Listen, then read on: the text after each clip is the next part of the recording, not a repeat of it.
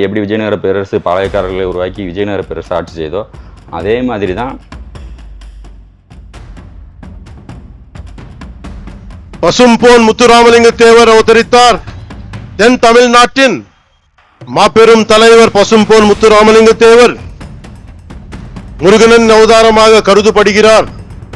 அவர் சிலைக்கு அருகே மயிலும் வைக்கப்பட்ட உள்ளது. தேவர் மூலம் மனித உறவில் முருகன் வாழ்ந்தார்.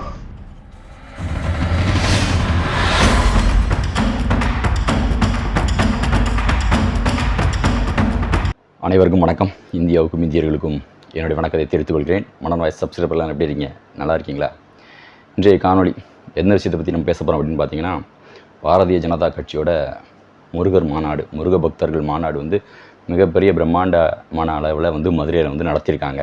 தெலுங்கு நடிகர், ஆந்திர துணை முதல்வரான பவன் கல்யாண் பேசின விஷயம், பசும்பொன் முத்துராமலிங்க தேவர் முருகருடைய அவதாரம் அப்படின்னு சொல்லிட்டு பவன் கல்யாண் அவர்கள் பேசியிருக்காரு. இந்த விஷயம் பார்த்திங்கன்னா சோசியல் மீடியாவில் ரொம்ப ட்ரெண்டாக இருக்குது. ஸோ இதை பேசும்போது இதை நம்ம எதற்காக குறிப்பிட வரோம் அப்படின்றது என்ன சொல்கிறாங்க அப்படின்னா, இது பாரதிய ஜனதா கட்சி முக்குளத்தோர் சமூகத்தோட வாக்குகளை பெறுவதற்காக இந்த விஷயத்தை பேசியிருக்காங்க அப்படின்னு சொல்லி சொல்கிறாங்க. சிலர் சொல்கிறாங்க பாரதிய ஜனதா கட்சியை நம்பாதீங்க அப்படின்னு சிலர் சொல்கிறாங்க.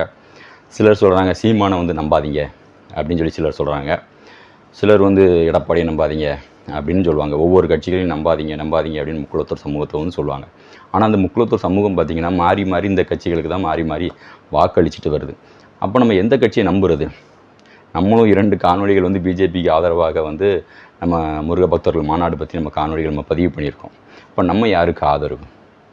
ஆக்சுவலாக இது யாரையும் நம்பாதீங்க, இந்த கட்சியை நம்பாதீங்க, அந்த கட்சியை நம்பாதீங்கன்னு சொல்கிறாங்கல்ல, இதற்கு என்ன காரணம்? இவங்க இன்னொரு கட்சியை சார்ந்தவங்களாக இருப்பாங்க. இப்போ டிஎம்கே சார்ந்தவங்க என்ன சொல்லுவாங்கன்னா பிஜேபியை நம்பாதீங்க அப்படின்னு சொல்லுவாங்க. இல்லைன்னா சீமான் கட்சியை சார்ந்தவங்க பார்த்திங்கன்னா பிஜேபி நம்பாதீங்க அப்படின்னு சொல்லுவாங்க. இப்போ உண்மை என்ன? யாரை தான் நம்புறது அப்படின்னு பார்த்திங்கன்னா, உங்களை தான் நம்பணும். நம்மளை தான் நம்பணும், அடுத்தவங்க நம்பக்கூடாது. ஸோ அடுத்தவங்களை நீங்கள் நம்புனீங்க அப்படின்னா கண்டிப்பாக அவங்க நமக்கு செய்ய மாட்டாங்க. அவங்க இன்னொருத்தர் நம்ம நம்பிட்டு இருந்தால் அவன் நமக்கு செய்வானா? ஸோ நம்ம முக்குளத்தோர் சமூகம் அந்த சமூகம் அவர்களுக்கான அரசியல் அங்கீகாரத்தை அவர்கள் தான் உருவாக்க வேண்டும். அடுத்தவன் நமக்கு உதவுவான், அடுத்தவன் நமக்கு அங்கீகாரத்தை வாங்கி தருவான், அடுத்தவன் நமக்கு சப்போர்ட் பண்ணுவான் அப்படின்னு நினைக்கிறது தான் இங்கே தப்பு. பிஜேபியை நம்பணும் அப்படின்னா பிஜேபி எப்போ நம்பணும்? நம்ம ஒரு வலிமையான ஒரு வாக்கு சதவீதத்தை உருவாக்கணும், நாம் வலிமையான கட்டமைப்பை உருவாக்கணும். உருவாக்குனதுக்கப்புறம் தான் பிஜேபி நம்மளை நம்புவான், பிஜேபி நமக்கு செய்யும். அப்போது சீமானாக இருந்தாலும் சரி, டிஎம்கேயாக இருந்தாலும் சரி, எடப்பாடியாக இருந்தாலும் சரி, நமக்கான வலிமையான கட்டமைப்பை, நமக்கான வாக்கு வங்கியை நாம் உருவாக்குனாதான் அந்த கட்சிகள் நம்மளை கூப்பிட்டு பேசுவாங்க, நமக்கான அங்கீகாரத்தை கொடுப்பார்கள். அப்போ தான் நமக்கான ஒரு அரசியலில் நமக்கான பங்களிப்பை அவர்கள் உறுதிப்படுத்துவாங்க. நாம் அதை பண்ணாமல் பிஜேபி நம்பக்கூடாது, சீமானை நம்பக்கூடாது, அது நம்மளே எல்லா காணொலியும் போட்டிருக்கோம். எதற்கான காணொலினா நம்ம நம்பக்கூடாது தான். இப்போ நம்ம எந்த நிலைமையில் இருக்கோம் அப்படின்னு பார்த்தீங்கன்னா, இப்போ பிஜேபி எடுத்துக்கிட்டோம்னா பிஜேபி என்ன பண்ணுறாங்க அப்படின்னா, இப்போ இன்றைக்கி பேசியிருக்காங்க தேவரை பற்றி, அவங்க பேசியிருக்காங்க, அவங்க எல்லா மேடைகளையும் பேசுவாங்க. அப்போ நம்ம அவங்களுக்கு ஓட்டு போட்டுருமா அப்படின்னு நீங்கள் கேட்டிங்கன்னா, வானத்தை போல படத்தில் ஒரு காமெடி உண்டு. விஜயகாந்த் ஒரு ஹோட்டலில் வேலை பார்ப்பார். இப்போ செந்தில் இந்த ஹோட்டலில் இருப்பார். அப்போ அந்த ஹோட்டலுக்கு சாப்பிட வர ஒருத்தர் அந்த செந்திலை புகழ்ந்து பேசுவார். ஐயா நீங்கள் ரொம்ப பெரிய மனசு, உங்களுக்கு ரொம்ப தங்கமான மனசு அப்படின்னு சொல்லுவார். உடனே செந்தில் சொல்லுவார், டேய் ஐயாவுக்கு ஒரு 10 இட்லி பார்சல் பண்ணுறா அப்படின்னு சொல்லுவார். உடனே உங்களுக்கு ரொம்ப தங்கமான மனசு, நீங்கள் ரொம்ப பெரியவர், ரொம்ப இலகுன மனசு, பார்க்கறதுக்கு ரொம்ப அழகாக இருக்கீங்க அப்படின்னோடனே, டேய் ஐயாவுக்கு ஒரு 10 பூரி பார்சல் பண்ணுறா அப்படிம்பாப்புல செந்தில். ரொம்ப நேரமாக அவர் வெயிட் பண்ணிகிட்டு இருப்பார், பார்சல்லாம் வரும் போல் அப்படின்னு நினச்சிட்டு இருப்பார். இப்போ செந்தில் கேட்கும், ஐயா நீங்கள் பார்சல் பண்ணதெல்லாம் இன்னும் வரலையே அப்படின்னு சொன்னோன்னே செந்தில் சொல்லுவார், நீ என்னையே புகழ்ந்து பேசினேன், நானும் உனக்கு ஆர்டர் பண்ண மாதிரி சொன்னேன், ஆனால் எதுவும் வராது, நீனும் சொன்னேன் நானும் சொன்னேன் அப்படின்னு பேசுவார். ஸோ அது மாதிரி தான் நீங்களும் புகழ்ந்து பேசுகிறீங்க, நம்மளும் காணொலி போட்டு நம்மளும் அதை வீடியோவை ட்ரெண்ட் பண்ணி பண்ணுறோம். ஆனால் நீங்கள் சொல்கிற விஷயங்கள் எவ்வளவோ பண்ணியிருக்கலாம் இந்த முக்குளத்தோர் சமூகத்துக்கு. பிஜேபி இன்றைக்கி சென்ட்ரலில் மத்திய அரசில் ஆட்சியில் இருக்காங்க. இன்றைக்கி மத்திய அரசுன்னு சொல்கிறாங்க. இன்றைக்கி பார்த்திங்கன்னா எல்லா கட்சிகளுமே பார்த்து ஒன்றிய அரசுன்னு சொல்லிட்டு இருக்காங்க. ஆனால் அந்த முக்குளத்தோர் சமூகம் இன்றைக்கும் மத்திய அரசுன்னு சொல்லிக்கிட்டு இருக்குது, பதிவு பண்ணிகிட்டு இருக்குது. அப்போ மத்திய அரசில் ஆட்சியில் இருக்கக்கூடிய பாரதிய ஜனதா கட்சி எவ்வளோ விஷயங்கள் பண்ணியிருக்கலாம். பசும்பொன் முத்துராமலிங்க தேவர் பேரை மதுரை விமான நிலையத்துக்கு வைக்கிறதுக்கு தமிழக அரசு இது என்ஓசி தரல அப்படின்னு சொன்னாங்க. சரி, மதுரை விமான நிலையத்துக்கு தான் வைக்கணுமா? மத்திய அரசோட கையில் வந்து எவ்வளோ விஷயங்கள் இருக்குது. மத்திய அரசு சார்ந்து எவ்வளோ விஷயங்களுக்கு பேர் வைக்கலாம், எவ்வளோ விஷயங்களுக்கு வந்து செயல்படுத்தலாம். ஆனால் அதையெல்லாம் வந்து பாரதிய ஜனதா கட்சி பண்ணியிருக்காங்களா? இன்னைக்கு எவ்வளோ முக்கியத்துவ சமூக தலைவர்களை பார்த்திங்கன்னா பாரதிய ஜனதா கட்சி அடாப்ட் பண்ணிட்டாங்க. அவங்க பிஜேபியாகவே மாறிட்டாங்க. இன்றைக்கி பிடி அரசகுமார் பார்த்திங்கன்னா பிஜேபியில் இருந்தார், அப்புறம் டிஎம்கேக்கு போனார். இன்றைக்கி அவர் எங்கே இருக்காருன்னே தெரில. ஸோ அப்படி வந்து பாரதிய ஜனதா கட்சி வந்து பார்த்திங்கன்னா கிட்டத்தட்ட முக்குலத்தூர் சமூகத்தில் இருக்கக்கூடிய சில தலைவர்களை அப்படியே பிஜேபியாகவே மாத்திர வேலைகள் தான் பண்ணியிருக்காங்களே ஒழிஞ்சு முக்குலத்தூர் சமூகத்தை இந்த சமுதாயத்துக்கான அரசியலை பேசக்கூடிய தலைவர்களை வந்து அவங்க அங்கீகரிச்சிருக்காங்களா அப்படின்னா இல்லை அப்படின்னு தான் சொல்லணும். இதுதான் எல்லா அரசியல் கட்சிகளும் இதே தான் பண்ணுறாங்க. அப்போ நமக்கான தனி அங்கீகாரத்தை, நமக்கான செல்வாக்கை இந்த முக்குலத்தூர் சமூகம் வந்து உருவாக்க வேண்டும். இப்போ விஜயநகர பேரரசு அங்கேருந்து வந்தாங்க. இங்கேருந்து வந்ததுக்கு பிறகு இங்கேருந்து பாண்டிய மன்றத்தை கைப்பற்றினாங்க. அப்போ இங்கே இருந்த பாண்டியர்களை பார்த்திங்கன்னா அப்படியே விஜயநகர பேரரசாகவே மாறிட்டாங்க. அவங்களோட கட்டுப்பாட்டுக்குள்ளே பாளையக்காரர்களாக கொண்டு வந்துட்டாங்க.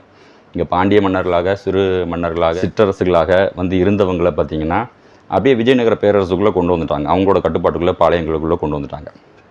இதனால தான் இன்றைக்கி இருக்கக்கூடிய வரலாற்று அறிவில்லாதவர்கள் என்ன சொல்கிறாங்க அப்படின்னு பார்த்திங்கன்னா, இவங்க எல்லோரும் விஜயநகர பேரரசுக்குள்ளே வந்துட்டாங்க, இவங்களை பாண்டியர்களே கிடையாது அப்படின்னு நீ சொல்கிறது காரணம் என்ன? அன்றைக்கி வந்து விஜயநகர பேரரசு அப்படியே இங்கே இருந்த பாண்டியர்கள் அப்படியே பாளையக்காரர்களாக மாற்றிட்டாங்க. அதே வேலையை தான் இன்றைக்கி பிஜேபி அங்கேருந்து வராங்க. இங்கே இருக்கக்கூடிய முக்குலத்துவ சமூக தலைவர்களை பார்த்திங்கன்னா அப்படியே பிஜேபியாகவே மாற்றிடுறாங்க. அவங்கள்ட்ட போய் முக்குலத்துவ சமூகத்துக்கான அரசியலை பேசுவாங்களா? அவங்க பிஜேபிக்காக தான் பேசுவாங்க. ஸோ அப்படி ஒரு அரசியலை வந்து பிஜேபியும் சரி மற்ற கட்சிகளும் பண்ணிக்கிட்டு இருக்காங்க. ஸோ இந்த இடத்துல வந்து முக்குலத்தூர் சமூகம் வந்து நமக்கான அரசியலை, நமக்கான வாக்கு வங்கியை நீங்கள் உருவாக்க வேண்டும். உருவாக்கினா மட்டும்தான் எதிர்காலம். அப்படி இல்லைன்னா எப்படி விஜயநகர பேரரசு பாளையக்காரர்களை உருவாக்கி விஜயநகர பேரரசு ஆட்சி செய்தோ அதே மாதிரி தான் இன்றைக்கி மற்ற கட்சிகள் நம்மளையும் அப்படி மாற்றி அவங்க தான் ஆட்சி பண்ணுவாங்க. ஸோ நமக்கான விஷயங்கள் நாம் பேசவே முடியாது.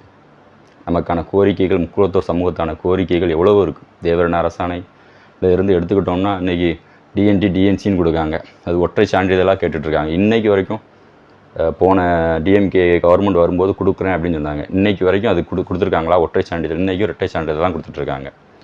ஸோ இப்படி நிறைய நம்ம சமுதாயத்தோட கோரிக்கைகள் நிறைய இருக்குது. நம்ம மாமன்னர் பூலித்தேவரோட பார்த்திங்கன்னா பூலித்தேவருக்கு வந்து ஸ்டாம்ப் ரிலீஸ் பண்ணணும்னு சொன்னாங்க. அது இன்றைக்கி வரைக்கும் நிறைவேற்றிருக்காங்களான்னு பாருங்கள். அதே மாதிரி பார்த்திங்கன்னா பூலித்தேவருக்கு சென்னையில் சிலை வைக்கணும்னு கோரிக்கை வச்சாங்க. அதெல்லாம் இன்றைக்கி நிறைவேற்றிருக்காங்களா?